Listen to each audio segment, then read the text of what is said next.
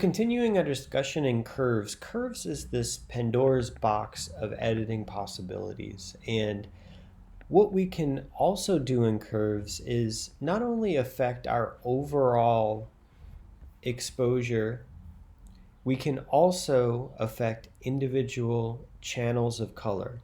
So if we see here in this pull down menu in the properties panel, we can go into the red channel, we can go into the green channel, we can also go into the blue channel here.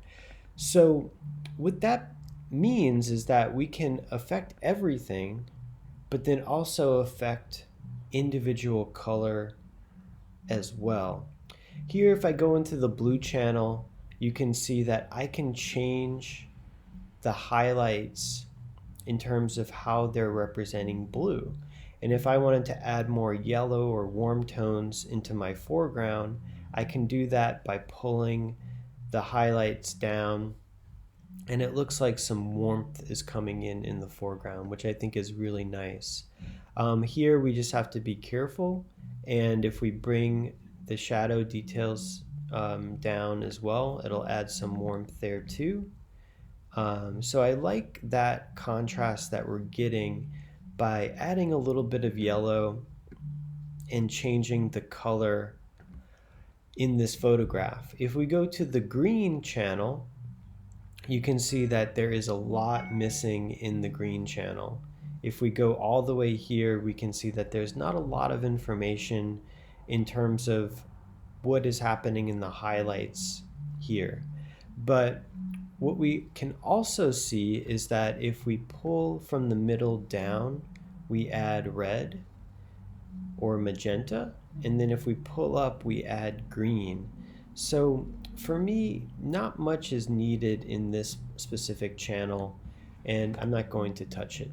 If I go to the next channel, you can see that we have our red, and that adds a degree of red to the highlights, and I like that effect here, so I'm going to bring that over just a little bit.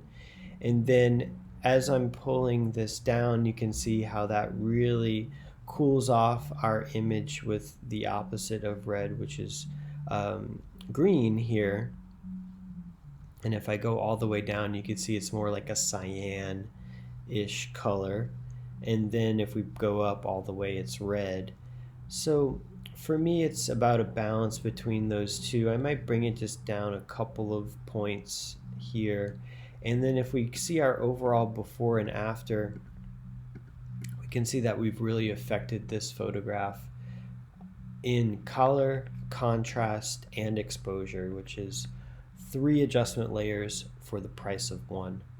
The next thing that I would want to do is just my local adjustments to this layer mask. Here I'm going to paint with black inside of the ocean here, just to cool that off a little bit, because we want our primary element is the fence, which is in focus in the foreground, and we want that focus of the primary to stay the primary. So that's why we are prioritizing the fence over the ocean in this case.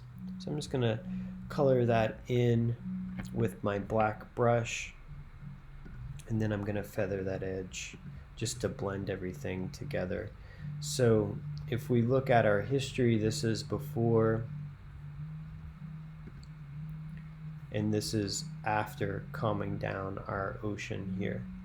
The next thing is we want to see our overall before and after, and we can see that we've really kind of improved the exposure, contrast, and color of this image, and doing it in a way that would bring out the sky, bring out the foreground, and really affect this image. And here we did it by going into these individual channels of color and just grabbing them ever so subtly and really affecting how color is used and displayed in this image.